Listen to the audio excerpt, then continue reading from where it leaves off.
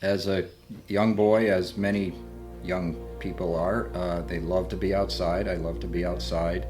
I love to play in the woods. I grew up right next to the woods, and always had an interest really in what nature was and how it worked. So that's made sense for me to go into that.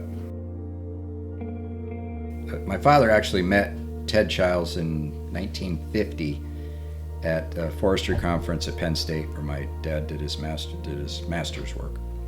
And like Mr. Childs did with many young foresters, said, "You come up to my forest and check it out. Maybe you can work for me for a little while." So met him, decided to work here in 1950. Figured that my dad would only stay for a few years. That was his thinking, and kind of interesting and kind of like me, he stayed for the rest of his life, 50 more years.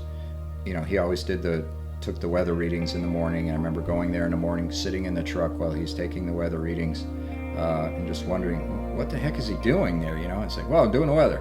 So, lo and behold, here now I'm doing it.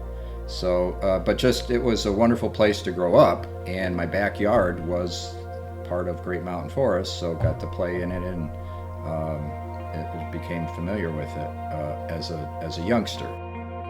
So every day since January 1st, 1932, someone, either Mr. Childs or one of his helpers or my father for many years, or me now for 20 some odd years, have been going to this little weather station, taking readings, and then submitting them to the Weather Service.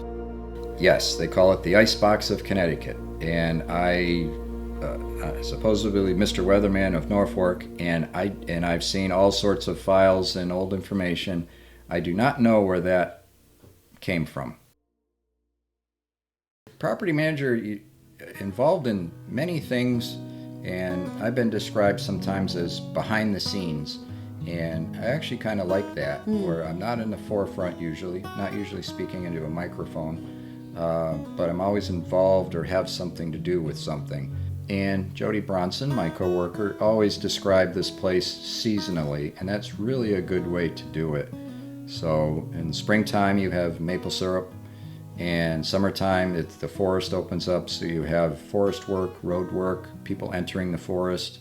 The camp opens up, people are using that. Of course, the weather is every single day, so it really depends sort of what month it is, and I could tell you what I would be busy at. Some days I'll go home and tell my wife, I said goodbye to you this morning at 7 o'clock, and I didn't say a word to anybody until now at 5 o'clock. And that doesn't happen much anymore, but some days it does. So I don't mind the solitary part. Knowing Ted Childs basically founded it. Knowing my father, working with Jody, all the other people I've worked here for so long, you almost want to do it for them. It's not just a job. It's more than that. I mean, it's kind of it's a way of life, as I say sometimes. But carrying on just imagine your father working in some place, and now you're doing that, and they cared so much about it. You don't want to let it go, and now you care about it as well, and I don't want to let it go because of my own reasons. So it's a